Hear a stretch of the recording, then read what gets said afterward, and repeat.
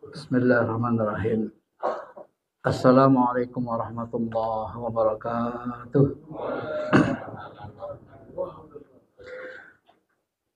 Alhamdulillah nahmaduhu wa nasta'inuhu wa nastaghfiruh wa na'udzu billahi min syururi anfusina wa min sayyiati a'malina. Allahumma shalli ala habibina syafi'ina Muhammadin wa ala alihi wa sahbihi ajma'in. Bapak Ibu yang dirahmati Allah, mari sama-sama kita bersyukur atas segala nikmat yang diberikan Allah, baik nikmat yang zahir, yang tampak, maupun nikmat yang hanya bisa dirasakan, seperti keimanan, ketaatan, nikmatnya ibadah, nikmatnya punya Allah, nikmat ma'rifah, dan seterusnya. Mudah-mudahan dengan rasa syukur ini Allah melanggengkan nikmat itu dan menambahnya dengan nikmat-nikmat yang lebih banyak lagi. Sehingga nanti kita pada akhirnya bisa kembali berkumpul bersama Nabi kita, para sahabat, guru-guru kita yang soleh, keluarga kita yang soleh dan solehah. Amin amin ya rabbal alamin. Bapak Ibu yang dirahmati Allah SWT, hari ini kita akan mengkaji tema yang saya bahas adalah bahaya memahami ayat-ayat Quran dan hadis dengan terjemah semata-mata tanpa ilmu. Ya. Tema ini sebenarnya salah satu inspirasinya ketika Ibnu Taimiyah misalnya dalam kitab Usulut Tafsirnya, kitab pengantar ilmu tafsir, Nabi SAW bersabda, "Man qala fil Qur'an bi ra'yihi falyatabawa maq'adahu minan nar." Man qala fil Qur'an bi ra'yihi ya faqad akhta. Barang siapa yang menafsirkan atau bicara tentang Quran dengan akalnya semata-mata, hendaklah siap-siap masuk neraka, gitu kan. Ini hadis hasan. Lalu Ibnu Taimiyah mengomentari apa yang dimaksud dengan memahami atau mengomentari Al-Quran dengan akal semata-mata. Maksud beliau, kata beliau, dan ini logis sebenarnya, adalah memahami Al-Quran bi ghairi ilmin, nggak pakai ilmu gitu. Jadi sebenarnya ayat Quran hadis ini agar kita mengalami keselamatan, katakan dulu, memahaminya selamat, maka kita harus memahami ayat Quran dengan ilmu. Ya. Sebab nanti tidak sedikit ayat-ayat Quran hadis kalau kita pahami secara terjemah, apalagi yang membutuhkan pemahaman, ayat yang mutasyabihat misalnya, atau hadis-hadis yang memang dia sangat banyak keterkaitannya dengan hal-hal yang lain, hadis-hadis lain secara tematik. Kalau kita tidak pahami berdasarkan ilmu, maka kita akan sesat memahaminya gitu. Dan ini sering terjadi dalam kehidupan kita. Dan materi nanti tentu ujungnya nanti akan mengantarkan kita pada pemahaman bahwa belajar ilmu agama ini harus kepada ulama yang ahli di bidangnya masing-masing. Ya. Jangan kita belajar agama kepada ulama yang dia tidak ahli di bidang itu. Nanti insya Allah kesesatannya ya, lebih banyak gitu. Kenapa? Dia tidak ahli di bidang itu, tapi dia bahas secara rinci. Ya, ini yang membuat kesesatan nanti. Kok bisa bahaya memahami ayat dan hadis ini tanpa ilmu dengan terjemah saja? Ini kita berikan contoh-contohnya. dalam berbagai dimensi atau dalam berbagai bidang ilmu. Pertama dalam sisi akidah, ya, dalam bidang akidah misalnya. Nah, sebelum saya kasih contoh, saya kasih konsep awal. Al-Quran hadis ini adalah sumber ilmu. Dia di atas ilmu namanya. Jangan kita pahami Quran Sunnah, Quran hadis ilmu. Kenapa tidak ilmu? Secara modern, ilmu itu dia punya sifat sistematis. Kalau tak sistematis, tak bisa disebut ilmu.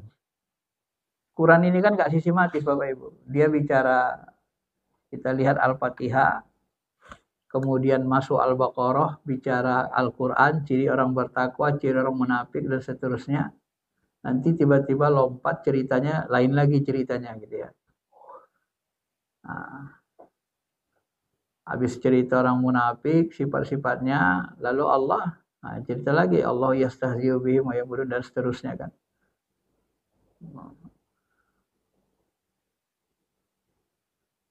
Bapak Ibu yang dirahmati Allah Subhanahu wa taala, maka Al-Quran Sunnah ini harus dipahami dia sebagai sumber ilmu. Kalau ilmu itu sistematis, misalnya gini, apa beda hadis dengan ilmu hadis? Beda. Kalau hadis, ada hadis tentang Allah, tentang sholat, tentang puasa. Kalau ulumul hadis, nah ilmu hadis beda. Pengertian hadis, macam-macam hadis, ditinjau dari kualitas, ada sahih, ada hasan, ada dhaif. Ditinjau dari sisi perawinya, riwayatnya, kalau dia rame, dia namanya kita disebut dengan hadis mutawatir. Ya, kalau kurang rame nanti namanya hadis ahad. Ahad ada yang membaginya menjadi 3, 4. Ada mustafid, ada masyhur, ada ahad, ada gharib, tunggal perawinya, nah, menyendiri. Jadi yang dhaif dibahas lagi. Jadi rinci dia. Ini namanya ilmu.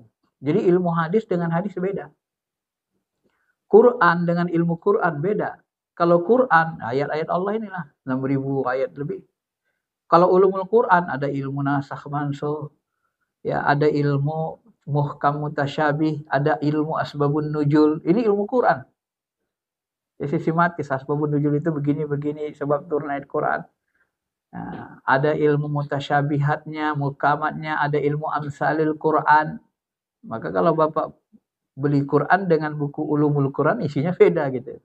Ini harus pahami begitu Pak ya, supaya jangan salah kita memahami ilmu agama ini. Nah, contoh kesesatan atau salah paham disebabkan memahami sesuatu dengan terjemah. Ketika memahami ayat mutasyabihat, misalnya Allah Ta'ala berfirman, Yadullah fawqa aydihim, tangan Allah di atas tangan mereka. Kemudian dalam hadis sahih disebut lagi bahwa Nabi Muhammad SAW ya, diceritakan orang-orang yang dilemparkan ke neraka hingga ke neraka itu berkata, apakah ada tambahan lagi? Gitu kan. Hal mim mazid, nerakanya ngomong, apakah ada tambahan lagi? Lalu Allah Subhanahu wa taala hatta yado'a qadamahu, Allah Taala meletakkan kakinya. Fataqulu qad, maka neraka mengatakan cukup ya Allah, cukup. Jadi satu menyebut Allah punya tangan, satu lagi menyebut Allah punya kaki. Bahkan dalam hadis sahih yang lain, tangan Allah itu dua-duanya kanan, tidak ada tangan kiri. Nah, bahkan dalam hadis sahih lain disebut Allah khuliqa Adam ala suratir Rahman. Allah menciptakan Adam seperti bentuk Ar-Rahman, bentuk dirinya. Bentuk dirinya itu bagaimana? Nah, ada yang mengatakan Nabi Adam itu bertangan berkaki, panjangnya 60 hasta. Ditambah gabung dengan hadis sahih lagi, ra'aitu rabbi fi suratin amra. Aku melihat Tuhanku dalam bentuk pemuda yang berambut keriting sangat tampan. Ini kan ayat-ayat hadis mutasyabihat. Akhirnya Tuhan itu seperti manusia kalau dikumpul. Tidak ada bedanya. Padahal Allah itu laisa kamitslihi syai'un. Nah, bagaimana kita memahaminya? Kalau kita pahami secara terjemah, sesat enggak itu? Berarti Allah itu seperti Nabi Adam, kan manusia. Benar? Tingginya 60 hasta. Ada orang menggambarkan Allah seperti Nabi Adam gitu kan. Itu hijab, namanya hijab daya khayal, kata Al-Ghazali. Padahal ayat mutasyabihat itu dalam ulumul Quran, ini disebut, ketika kita memahami ayat mutasyabihat dengan ulumul Quran itu apa? Kita buka bab ayat muhkam mutasyabihat. Bagaimana memahami ayat mutasyabihat? Ayat mutasyabihat itu memahaminya ada dua caranya. Yang pertama, wa ma ya'lamu ta'wilahu illallah. Tidak ada yang tahu maknanya kecuali Allah. Serahkan. Tafwid namanya. Serahkan itu maknanya aslinya ke Allah Ta'ala. Informasi ada hadis begitu, biarin saja begitu. Tidak usah membuat kita berimajinasi bahwa Allah itu seperti manusia. Gitu. Ya, tafwid. Ini yang pertama. Ini yang dilakukan banyak sahabat. Kenapa? Karena mereka takut salah memahaminya. Itu mutasyabihat. Kemudian satu lagi, wa ma ya'lamu ta'wilahu illallah warrasikhuna fil ilmi. Tidak ada yang tahu takwilnya kecuali Allah dan orang-orang yang rasikh, yang dalam ilmunya. Jadi dua cara bacanya ini. Nah, Ibnu Abbas mengatakan, ana minar rasikhuna fil ilmi. Saya adalah salah satu dari orang yang rasikh dalam ilmu. Ya. Pengakuan ini bisa dibenarkan karena Nabi berdoa, Allahumma faqihu fid din wa 'allimhu ta'wili. Ya Allah, jadikan Ibnu Abbas faqih, paham agama mendalam dan ahli takwil. Nah, maka Ibnu Abbas ini ulama besar, ulama sahabat yang mentakwil. Jadi kalau ada orang mengatakan tidak boleh mentakwil, ini sebenarnya gimana bahasa kita ya? Apalagi sampai menyesatkan takwil. Ini sebenarnya kurang belajar. Atau dia memaksakan diri. Ya, kalau kita sesatkan yang mentakwil itu ulama besar rata-rata sesat semua nanti. Termasuk Ibnu Abbas. Nah, karena cara baca Al-Quran itu memang dua. Tidak ada yang mengetahui takwilnya kecuali Allah dan orang-orang yang dalam ilmunya. Nah, maka kalau kita tidak bisa memahaminya, takut jatuh kepada kesyirikan, takut jatuh kepada tasbih, tafwid, serahkan ke Allah.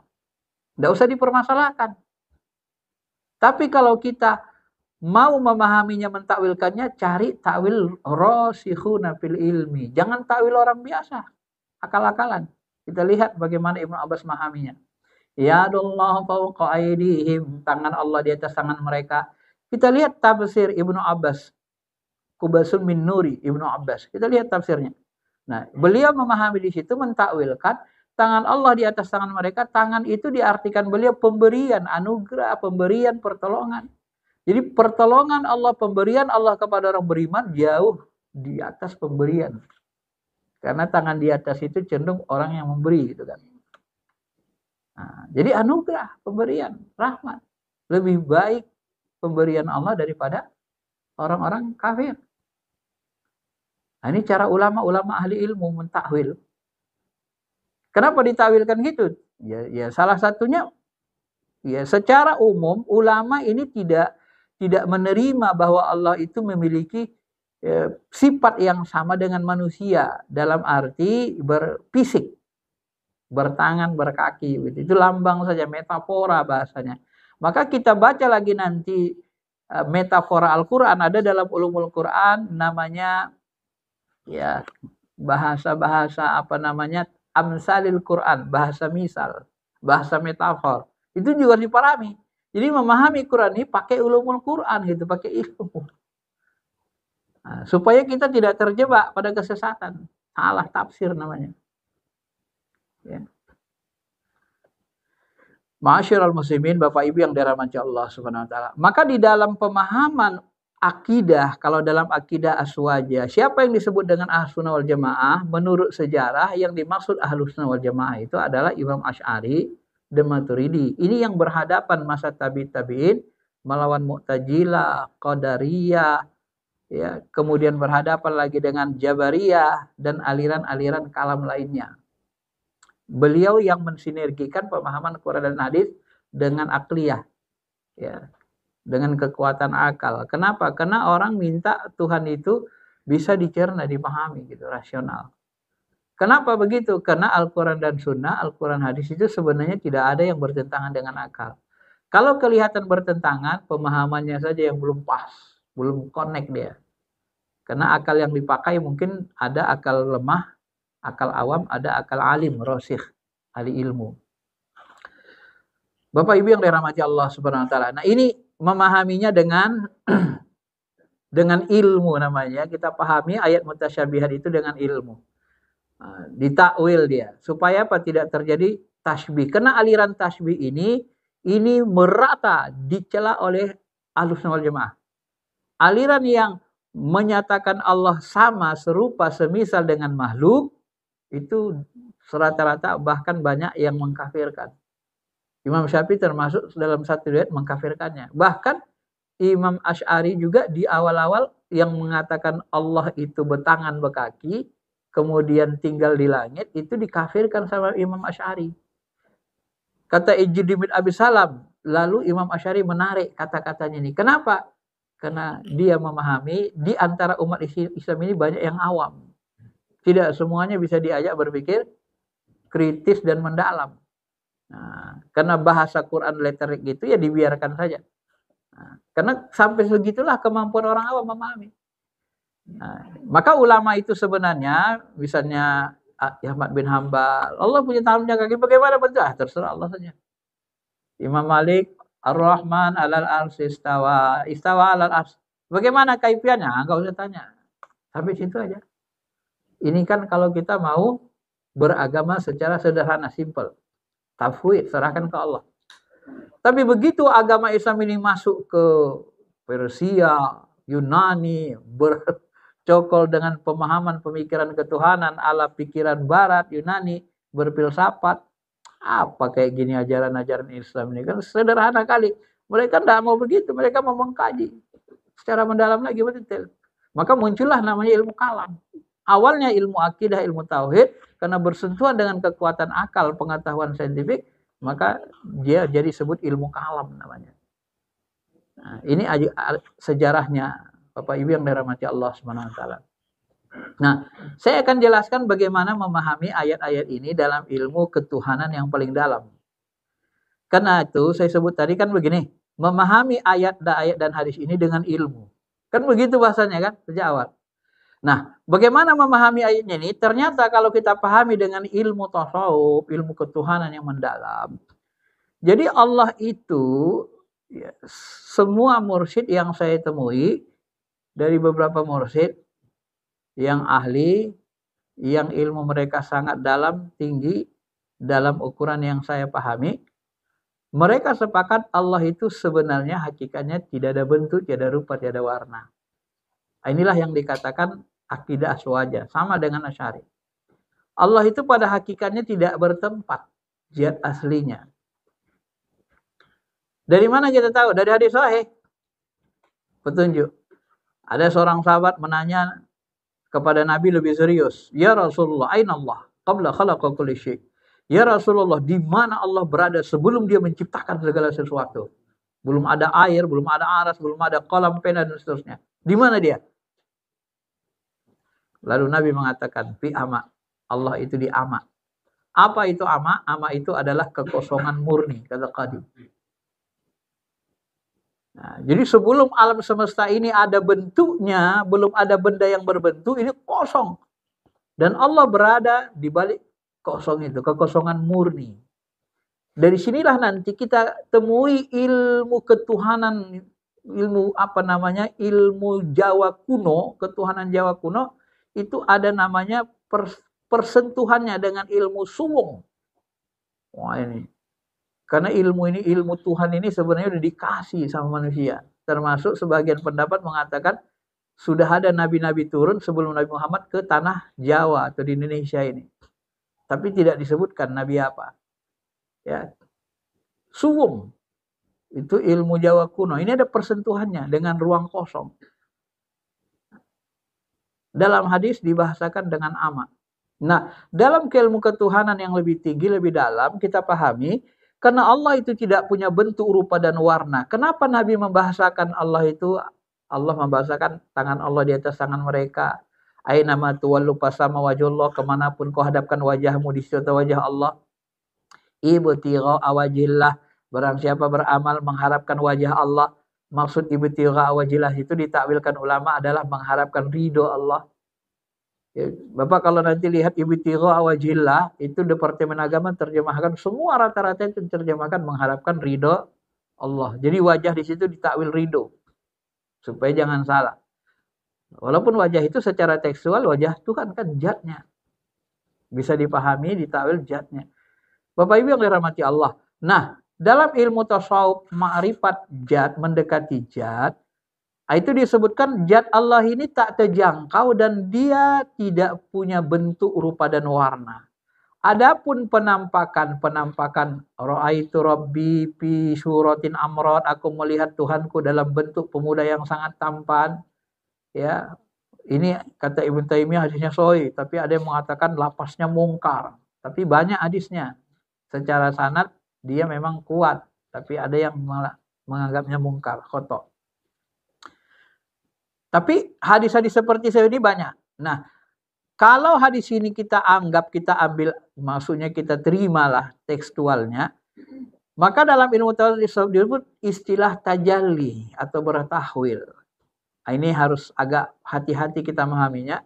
Bertahwil, bertajalli itu Pak, iya Allah itu menampakkan af'al, asma, sifatnya di dalam bentuk, bisa dalam bentuk manusia seperti tadi, bisa dalam bentuk cahaya, bisa dalam bentuk sosok rohani manusia.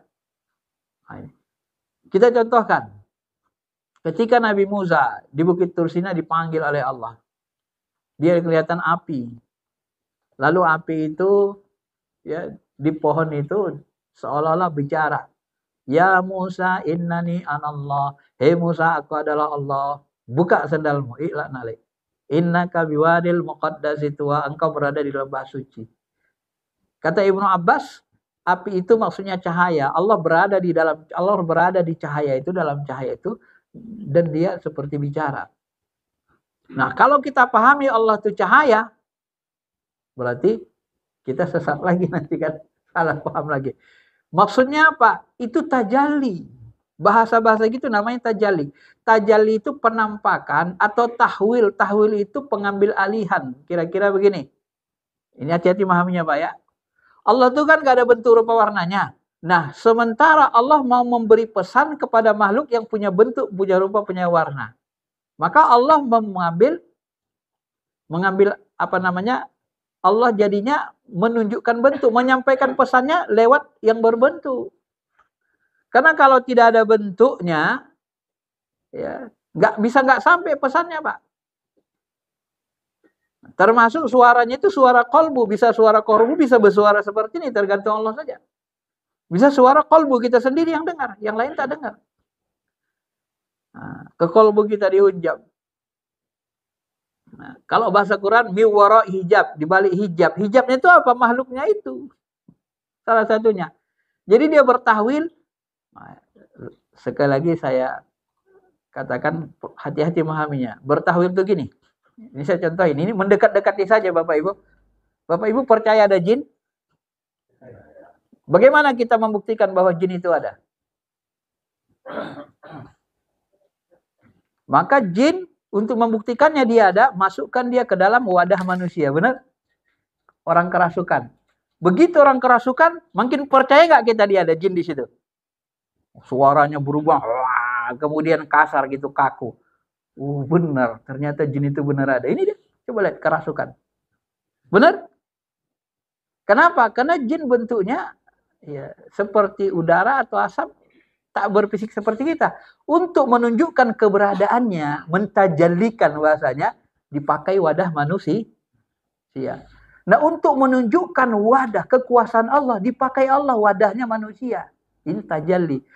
Walam taqtuluhum walakinnallaha qatalahum wa ma ramaita idh ramaita walakinnallaha rama. Bukan kalian membunuh sahabat, akulah yang bunuh. Bukan kau memanah Muhammad, akulah yang memanah. Jadi Allah mentajalikan, menampakkan kuasanya membunuh, memanah itu lewat tangan Nabi dan sahabat. Jadi diambil alih itu tangan Nabi. Jadi bertahwil Allah di Nabi dan para sahabat itu. Itu diambil alih, seperti digerakkan. Mereka nggak bisa, Pak, ngelawan. Nah, kalau jin namanya kerasukan jin. Tapi kalau Allah kan jelek bahasanya kalau kita sebut kerasukan Allah. Kan repot kalau ngomong gitu, Pak. Maka disebutlah istilah tajalli atau bertahwil namanya. Jadi kalau Allah nanti bertahwil dalam pemuda yang sangat tampan, itu bertahwil, bukan zat aslinya, tapi dia ingin menunjukkan dirinya dalam bentuk itu. Itulah yang dikatakan Pak Syekh, dia tajallinya tajalli tiplul ma'ani ruh rabbani. Bentuknya seperti pemuda tampan, tapi seperti cahaya. Nabi melihat, indah, tampan. Nah, itu penampakannya namanya. Bukan zat aslinya, tapi dia menunjukkan keberadaannya di situ. Maka Allah bisa bertajalli dalam pemuda yang sangat tampan, bisa bertajalli dalam bentuk api cahaya. Ya Musa, innani anallah, katanya.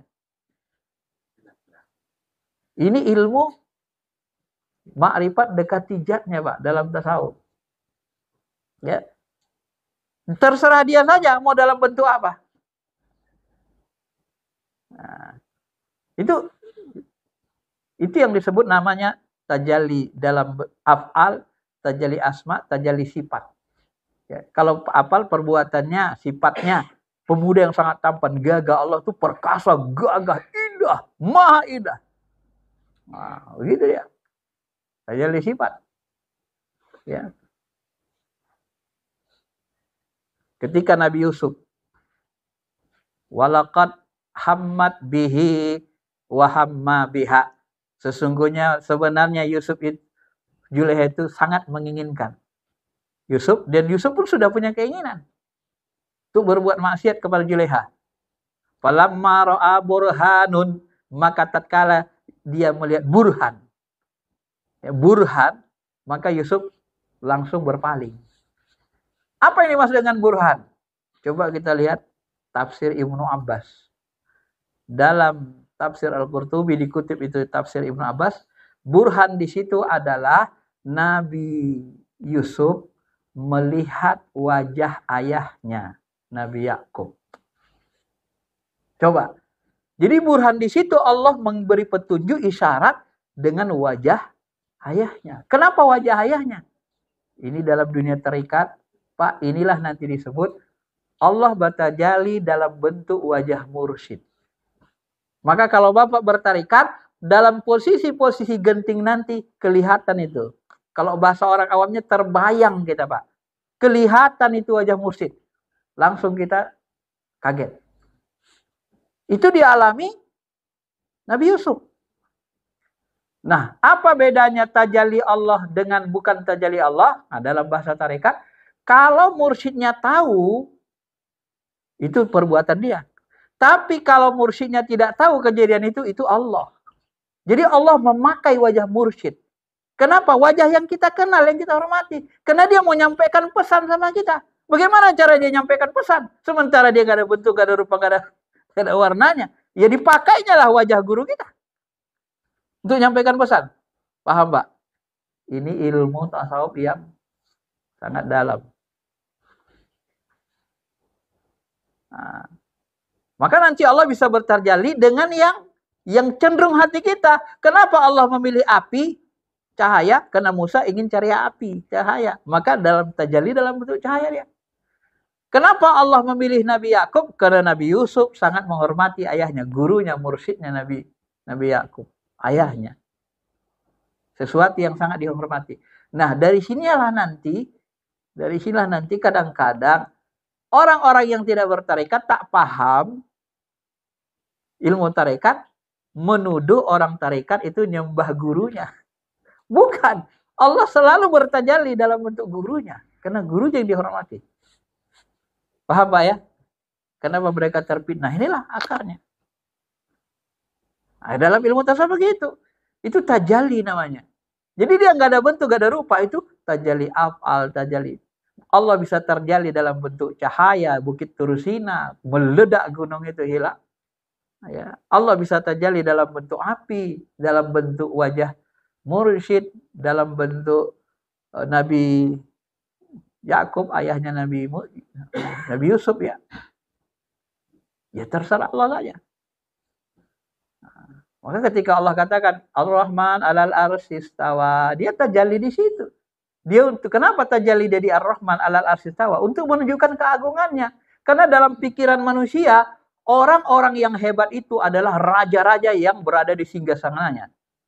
Raja yang hebat, gagah perkasa berada di singgasananya. Maka Allah Ar-Rahman 'alal arsy istawa. Allah tajalli di atas aras. Aras itu singgasananya, menunjukkan kehebatannya kata Imam Ali. Bukan menunjukkan tempat zat, tapi menunjukkan keagungan kehebatannya. Ya. Apa bedanya kita sebut Ka'bah itu rumah Allah? Nah, Bapak Ibu rumahnya di sini. Ya. Bapak Ibu pasti tinggal di rumah, ya kan? Benar kan? Rumah itu, Ka'bah itu rumah Allah. Apakah Allah tinggalnya di Ka'bah? Itu hanya bahasa metafor saja, rumah Allah. Tapi bukan tempat tinggal zat. Maka dibahasakanlah dia supaya kita jangan tersesat, jangan salah langkah. Ka'bah itu rumah Allah, maksudnya tempat yang paling mulia di bumi. Arsy itu istawa alal arsy, itu tempat yang paling mulia di Jabarut. Di alam nyata Ka'bah, di alam Jabarut Arsy. Nanti ada Baitul Ma'mur lagi. Ini tempat-tempat paling mulia, itu saja. Bukan tempat zat, tempat tinggal zat. Tidak begitu namanya Ahlussunnah wal Jamaah. Maka tak ada bahasa Allah tinggal di langit. Kalau Allah di langit, nggak ada di bumi. Jadi di bumi siapa? Hantu, setan, kuntilanak semua. Kita-kita aja. Masa nggak ada Tuhan di bumi? Ya rusak semua lah bumi ini kan begitu bahasanya. Secara akalnya. Maka karena lawan langit itu bumi. Nah, ini makanya harus berilmu. Ya. Bapak Ibu silakan boleh pilih. Mau pilih Allah itu bertangan berkaki tapi tidak sama dengan makhluk, ini pendapat awam. Ya, serahkan semua hakikatnya ke Allah, atau mau pilih takwilnya dengan ilmu tadi. Ini yang lebih dalam. Saya sudah jelaskan. Ilmu ketuhanan lebih dalam. Jadi kita tetap pada kesimpulan Ahlussunnah wal Jamaah, Allah itu laisa kamitslihi syai'. Ya, jadi penampakan itu bukan zat aslinya, tapi dia adalah dalam bentuk tahwil atau tajalli. Selesai. Ini kalau kita memahaminya dengan ilmu. Ya. Ini contoh ayat hadis berkaitan dengan akidah. Bagaimana dengan syariah? Nah, ini syariah itu begini juga. Salah-salah kita pahami tekstual sesat. Contohnya apa? Wa man lam yahkum bima anzalallah fa ulaika humul kafirun. Barang siapa tidak berhukum dengan apa yang diturunkan Allah. Nah, bahasa sederhananya, siapa yang berhukum tidak dengan hukum Allah.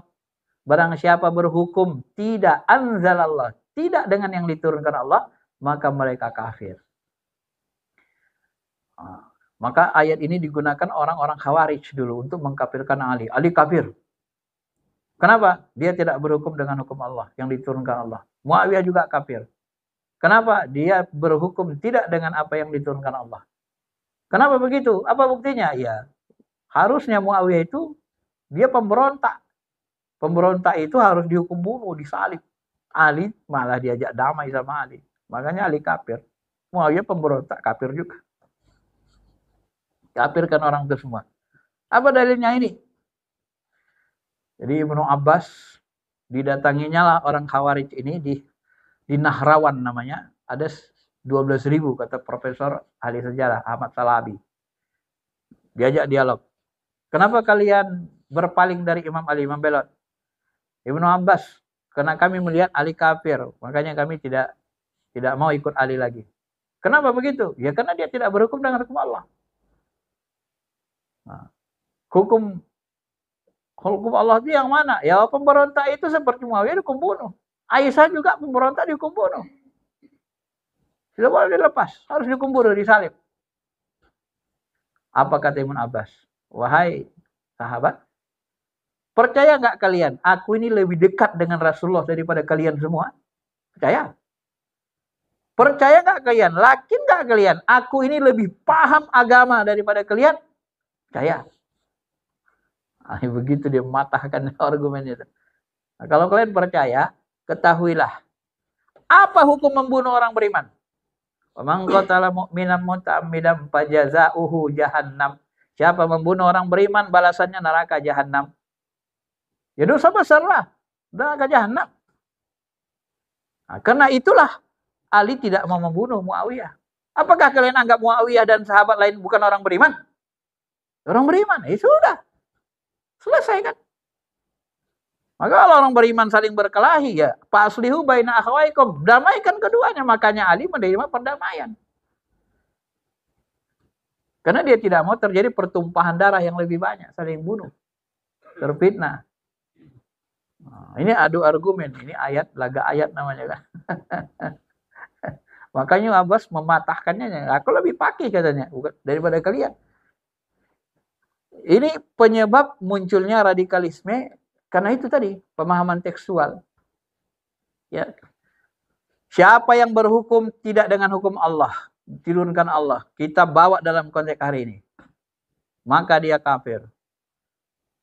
Jalanlah kita lampu merah. Tiba-tiba, mana ada lampu-lampu merah zaman Nabi Rasul. Bukan hukum Allah ini, hukum buatan manusianya nih. Bapak kenapa lewat aja? Ini buatan manusia. Kalau kita berhukum dengan hukum buatan manusia, kita kafir. Benar nggak itu, Pak? Benar nggak itu? Makanya saya jujur, tahun 2001 itu saya ingat. 2000 atau 2001 di Jogja. Itu pemimpin ormas Islam itu. Dia buat ayat ini. Siapa yang berhukum tidak dengan hukum Allah, maka dia kafir. Pemerintah ini tidak berhukum dengan hukum Allah, maka pemerintah ini kafir. Negara ini tidak berhukum dengan hukum Allah, maka negara ini negara kafir. Di depan ribuan orang, Pak, dia ngomong.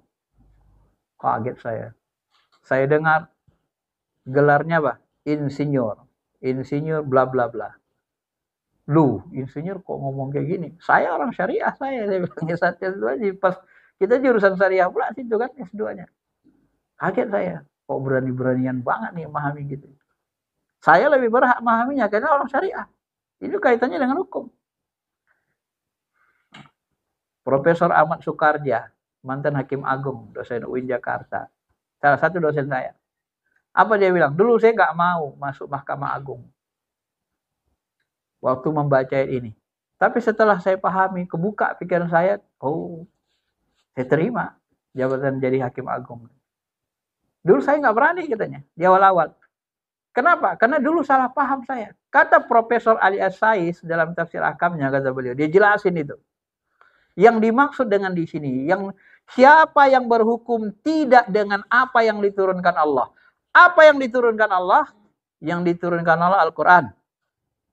Kemudian As-Sunnah atau hadis dari Rasul, lewat Rasul. Kemudian apa lagi? Yang diturunkan Allah. Ilmu yang Allah turunkan lewat akal dan kolbu manusia, orang beriman. Itu diturunkan Allah. Ilmu itu dari Allah juga. Maka bahasa hukum, kalau kita mau memahami ayat hukum, gunakan ilmu syariah. Ya Mu'az, sebelum diutus Mu'az jadi Hakim Agung, sekalian gubernur di Yaman. Kaifa taqdi iza uridolaka kodok. Bagaimana kau memutuskan hukum? Aqdi bi kitabillah. Kuputuskan dengan kitab Allah. Fa'ilam tajid, kalau nggak ketemu dalam kitab Allah, fabi sunnati Rasulullah. Fa'ilam tajid, kalau nggak ketemu, fabi ro'yi. Aku akan analisis dengan pemahaman akalku, rohaniku. Wada'alu. Aku tidak berpaling, aku analisis. Nah, dia minta petunjuk dari Allah lewat akal, lewat kolbu kita. Kalau putuskan. Nah, jadi yang diturunkan Allah itu bukan hanya Al-Quran Sunnah, ilmu juga diturunkan Allah ke kita. Ya. Maka ijtihad dalam hukum Islam ada namanya ijtihad. Kalau hanya berdasarkan tekstual saja, ijtihad ketutup. Kalau ijtihad ketutup, habis kita, Pak. Cuman habisnya Ustaz? Ya Bapak kalau zakat fitrah harus pakai kurma. Nggak boleh pakai beras. 2,5 kg. Kurma harganya berapa? Buat 100.000 sekilo. 250.000 zakat fitrahnya. Nggak bisa pakai beras. Nah, kalau nggak ada ijtihad. Ketutup ijtihad, habis kita. Ini udah nggak boleh semua ini. Nggak boleh ada AC, nggak boleh ada bacaan-bacaan Quran gini. Nggak boleh.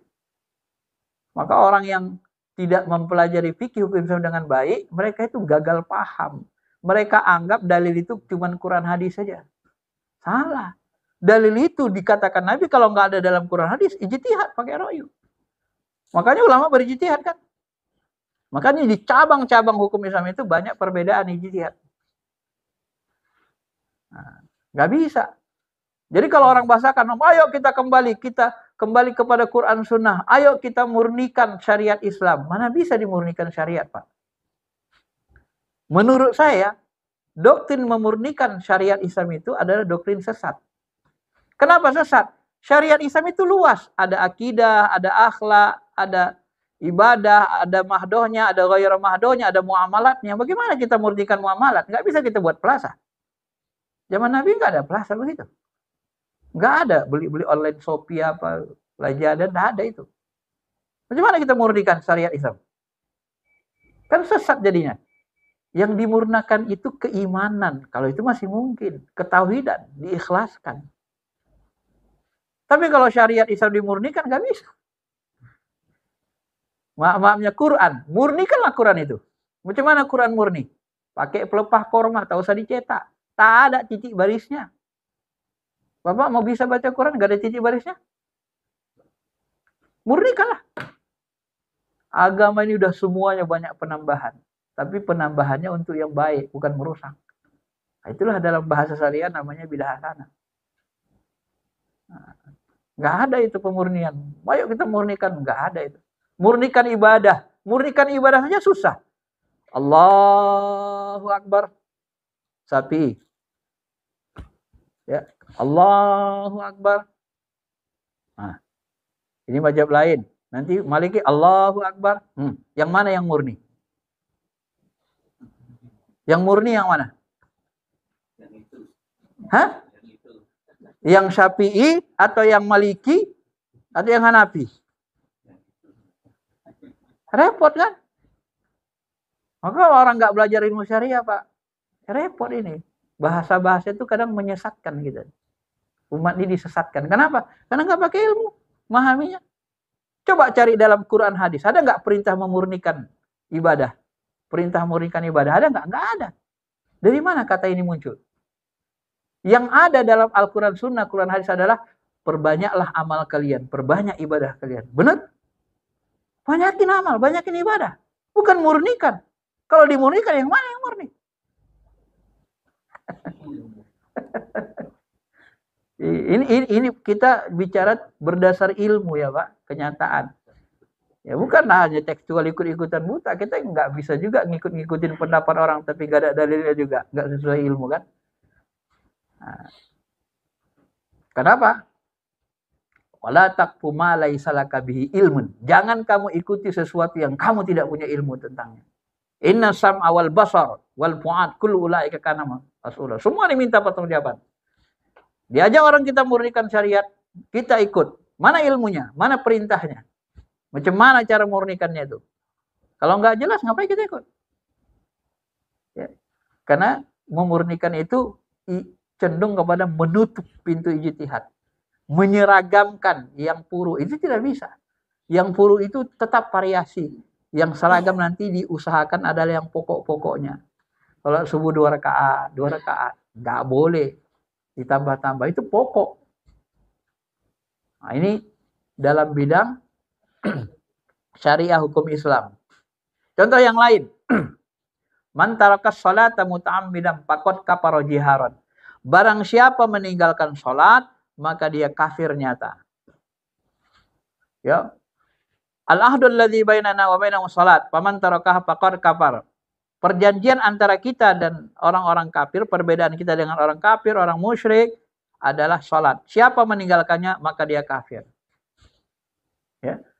Hubungkan dengan hadis yang lain apa? Murtad. Man baddala dinahu faqtuluh. Barang siapa yang merubah agamanya, bunuhlah.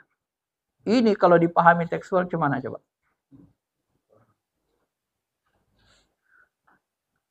Di Facebook pernah ada orang itu ngomong, katanya gini, kan ada artis yang hari itu dia murtad. Orang murtad tuh dihukum bunuh, dipancung. Ini kalau hukum bunuh pidana urusan pemerintah, nggak boleh kita main hukum sendiri. Pidana Islam itu pemerintah yang laksanakan, bukan kita. Ya, makanya kita nggak boleh main hakim sendiri. Nah, dia bilang harus dibunuh begini-begini. Kalau nggak dibunuh, berdosa kita tidak melaksanakan hukum Tuhan. Kafir. Wah, begitu balik kayak yang tadi, Pak. Saya bilang gini, oke.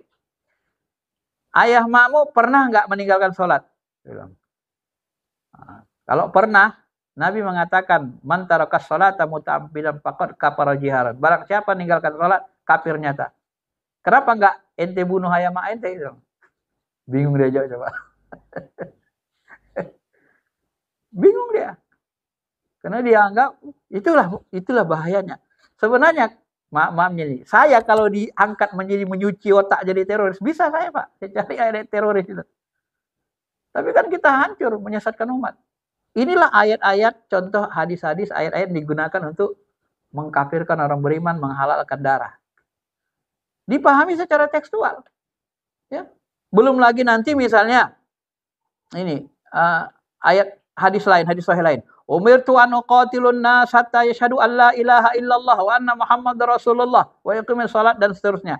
Aku diperintahkan Allah untuk memerangi, membunuh, memerangi, membunuh manusia. Hatta yashhadu an la ilaha illallah. Sampai mereka mengucap la ilaha illallah Muhammadar Rasulullah.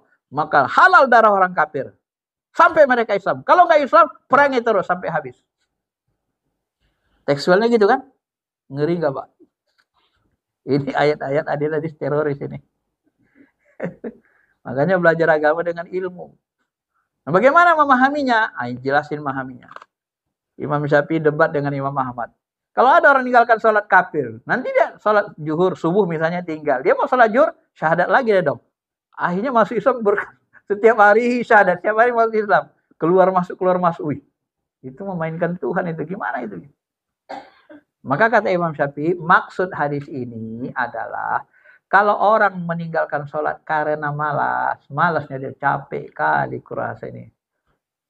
Banyak cucian, ibu-ibu kan capek dia tinggal sholatnya. Kalau dia meninggalkan sholat karena malas, ini namanya fasik, dosa besar. Yang kafir itu adalah orang yang mengingkari kewajiban sholat.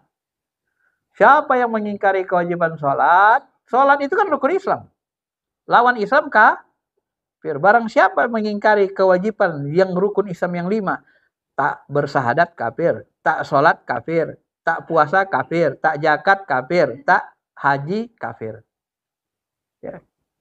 Kalau dia mengingkari kewajibannya. Tapi tetap tidak halal darahnya, Pak. Jadi hadis yang tadi, siapa yang merubah agamanya maka bunuhlah. Ini kata ulama-ulama besar, Yusuf Qaradawi, mengomentari Muhammad Saltut, ini termasuk mufti besar. Mufti itu ibarat hakim agung ya, pemberi fatwa di Mesir, ketuanya. Termasuk Profesor Al-Jum'ah. Kenapa Nabi SAW menyuruh bunuh? Ini konteksnya bukan hanya sekedar murtad. Masa Nabi masa perang, Pak. Orang yang murtad masa Nabi, dia jadi pengkhianat. Dia bocorkan rahasia kelemahan Madinah. Dia bocorkan kekuatan angkatan perangnya ini sekian-sekian. Dia akan menimbulkan fitnah dan dia akan provokasi. Maka orang yang murtad di masa Nabi, masa perang ini membahayakan. Ini pengkhianat. Pengkhianat perang, orang yang membahayakan Islam, ini dibunuh. Kalau sekarang artis murtad, apa bahaya sama negara kita? Nah, ya. Malah Islam kita ini umat Islam banyak kan, 85% masih banyak. Nggak gitu terasa, cuma ya kualitasnya aja yang kurang kan. Nah, nggak ada bahaya kan negara, nggak ada bahaya kan agama kita, murtad orang murtad. Malah dicela orang ramai kan. Nah, ini maka ulama memahami seperti itu. Nah, maka dalam konteks ini apalagi sekarang kan ada HAM, kemudian kebebasan beragama, la ikraha fid din. Ya agama itu bebas. Siapa mau kafir, mau Islam. Nah, maka bahasanya kalau konteks hari ini orang murtad, kata ulama tidak serta-merta harus dibunuh karena konteksnya berbeda dengan masa Nabi. Kalau masa Nabi itu dia jadi pengkhianat perang. Maka murtad zaman Nabi dengan hari ini tidak bisa disamakan gitu ya. Ini dipahami ulama dengan ilmu namanya. Jadi mereka melihat konteks hadis itu, kapan Nabi ngomong. Termasuk aku diperintahkan membunuh sampai orang mengucap asyhadu alla ilallah. Ini konteks hadis ini bicara konteks perang. Hamzah ketika masyarakat Islam di Mekah ditindas, dibunuh, ya Sumayyah itu dibunuh, ibu Yasir dibunuh, ayah maknya dibunuh, disiksa di Mekah karena masuk Islam, dibunuh. Hamzah singa Allah ini berang, marah dia. Jadi ketika dia hijrah pada Nabi, maka dia desak Nabi, ya Rasulullah, apakah kita harus terus-menerus diam melihat penghinaan ini, pembantaian umat Islam di Makkah ini? Ayo kita perang. Kata Nabi, jangan dulu, belum ada perintah. Nunggu dari Tuhan perintah. Masa begini, masa perintah Allah seperti ini? Apa memang begini rupanya yang diinginkan Tuhan sampai mati orang-orang beriman, kita diam saja? Apa agama Islam ini kayak gini ajarannya? Gak terima dia, Pak, dengan kondisi ini. Dibunuh-bunuh orang Islam. Tiba-tiba turunlah ayat. Qatilul musyrikina kaffah kama yuqatilukum kaffah. Bunuhlah orang-orang musyrik secara menyeluruh. Apa ilatnya? Apa penyebab perintah ini turun? Disebabkan mereka memerangi kalian secara menyeluruh. Sebab mereka memerangi, Pak. Membinasakan Islam. Baru Hamzah senang dia. Wah, ini baru benar ya Rasulullah, katanya. Udah datang perintah. Senang kali dia. Saking marahnya nih. Akhirnya perang, masuk perang Uhud, beliau gugur di perang Uhud itu. Ini Hamzah. Jadi dalam riwayat itu Nabi itu sangat menghindari perang. Tapi ketika sudah dalam kondisi diperangi, ya namanya kalau diperangi kita, Pak, masa kita diam aja? Kan bego namanya kan. Diperangi, misalnya nih, diperangi Belanda kita terus-menerus, perangi Cina, diperangi Jepang, diam aja kita. Kan bego. Ya, perangi kita peranglah. Mati-matilah, mati syahid. Syahid itu dosa terampuni, bisa memberi syafaat dengan keluarganya, akan aman enak. Daripada mati rumah sakit. Nah, makanya memahaminya seperti itu. Jadi hadis ini konteksnya konteks perang. Disuruh Nabi dibunuh sampai mereka mengucapkan la ilaha illallah. Tapi kalau tidak konteks perang, ada hadis lain. Man qatala mu'ahad lam yarih raihatam minal jannah. Siapa yang membunuh orang-orang kafir mu'ahad, kafir yang terikat perjanjian damai, mereka tidak akan bisa mencium bau surga. Padahal baunya, wanginya bisa dicium jarak sekian, kata Nabi. Artinya apa? Nah, ternyata kan tidak disuruh Nabi dibunuh kan? Maka kita diancam. Makanya ketika Nabi ngomong sesuatu, kita lihat dulu konteksnya. Kita teliti konteksnya. Ini namanya fikih. Dalam konteks apa Nabi ngomong kayak gini? Ini bahaya kalau dimahami secara tekstual ini. Kita buat dalam seluruh konteks. Padahal ada hadis lain melarang. Nah, inilah namanya memahami ayat dengan hadis dengan ilmu. Enggak secara mertas tekstual. Membahayakan kita. Dan itu yang dipakai teroris-teroris itu ketika ditanya, saya baca di berita itu, kenapa kalian menghalalkan darah orang-orang kafir di Bali itu? Bom Bali. Ya orang kafir halal darahnya. Jelaskan dalam Quran. Qatilul musyrikin kafah, bunuhlah orang musyrik secara menyeluruh. Kan jelas perintah Tuhan. Saya kan laksanakan perintah Tuhan, kan itu orang musyrik semua saya bunuh, katanya. Coba.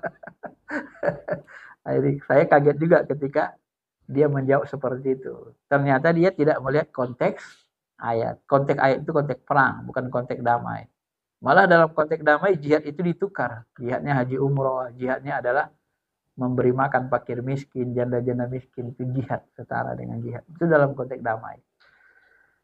Nah, inilah Pak penjelasannya dalam akidah, kemudian dalam syariah. Ya. Kemudian dalam adab juga ada sebenarnya hadis-hadis yang tidak bisa kita pahami secara tekstual. Harus diperhatikan lagi hadis-hadis lain ilmunya. Ya, termasuk dalam ibadah mahdoh pun nanti gitu. Ada orang, yang terakhir contohnya, ada orang masuk masjid. Tiba-tiba dilihat Nabi dia sholat. Habis sholat, kau ulangi sholatmu. Uduk lagi. Oke, diulangi, sampai uduk, suruh uduk lagi sama Nabi. Kemudian kedua sholat lagi. Ulangi sholatmu. Uduknya nggak disuruh, Pak. Yang kedua disuruh ulangi sholat aja. Habis sholat, Nah, ya Rasul beginilah yang kau tahu, nggak ada yang kau tahu. Nah, maka Rasul contohkan sholatnya begini. Nah, yang benar begini kata Rasul. Coba Bapak memahami orang yang disuruh ngulangi sholat. Nah, sebagian orang dia memahaminya tidak pakai ilmu fikih. Kenapa disuruh Nabi SAW orang itu ngulangi sholat? Ternyata dia isbal katanya. Isbal itu mata kakinya ditutup.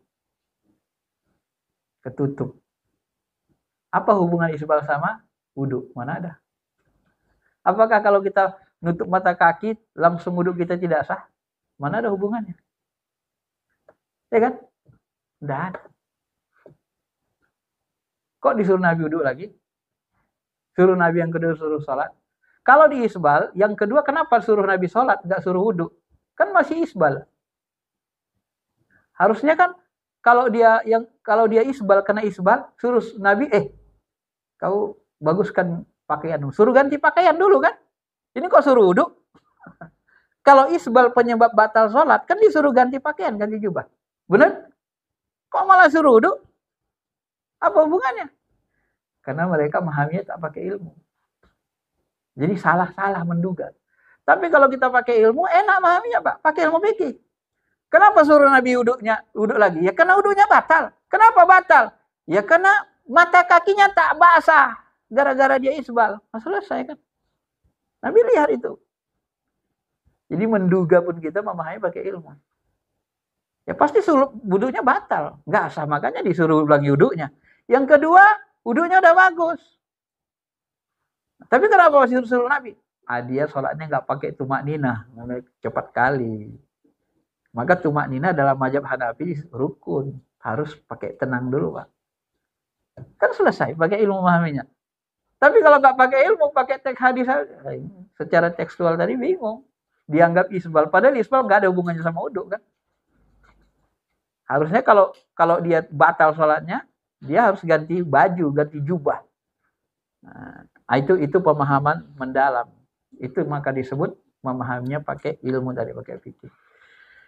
Ini beberapa contoh yang bisa saya sampaikan. Sebenarnya banyak lagi Pak contoh-contohnya, tapi ini termasuk yang paling utama saya lihat untuk disampaikan. Mudah-mudahan kita bisa memahaminya. Maka dari sinilah kita menyimpulkan, pahamilah ayat dan hadis itu pakai ilmu. Ilmu siapa? Ilmu ulama-ulama besar kita, Ahlus Sunnah wal Jamaah. Ulama besar yang bagaimana?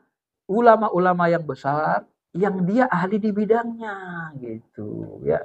Kalau dalam hukum Islam ulama imam mazhab. Walaupun ulama besar nanti kalau dalam akidah ulama besarnya Asy'ari. Kalau Syafi'i nanti kan akidahnya kan bahasanya kan kalau Imam Syafi'i kan nggak nulis buku akidah. Jadi bahasa dia nanti kan tercecer-cecer itu Pak, tak sistematis. Dalam konteks ini ngomong gini, dalam konteks ini gini kan gitu kan. Makanya nanti kutipan tentang Syafi'i ini kan beda-beda dia. Tapi kalau dia bahas tentang akidah secara rinci ilmunya, baru kita ikut dia. Makanya kalau ada orang bertanya, akidahnya Asy'ari, mazhabnya Syafi'i. Loh kok bisa gitu beda-beda kata dia, beda lah. Wong Syafi'i ahli fikihnya kita ke Syafi'i, tapi akidahnya ke Asy'ari.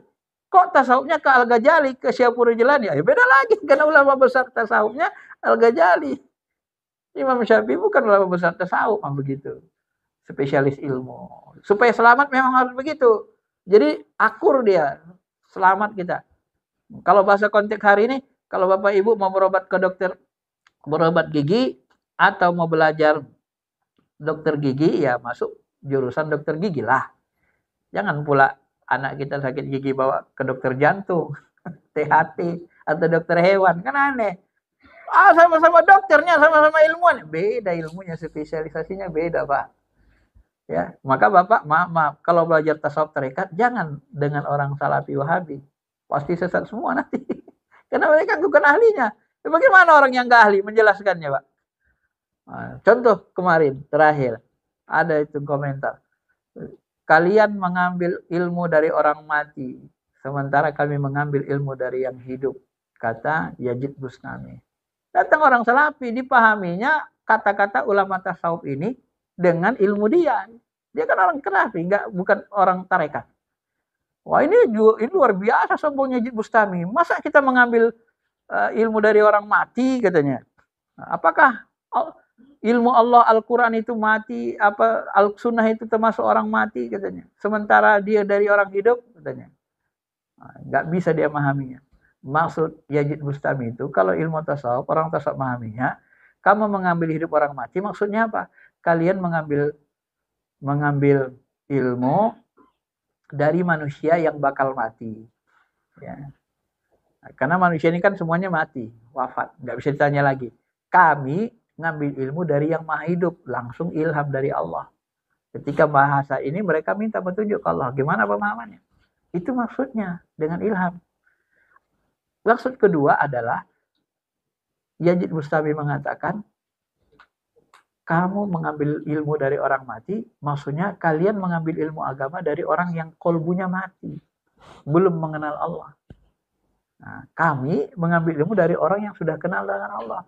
Nah, itu maksudnya, karena kolbu mati itu pertanda mati. Bukan mati itu dalam arti mati fisik seperti yang dijelaskan tadi. Artinya Yazid Bustami itu sombong, dia mengambil ilmu dari orang hidup.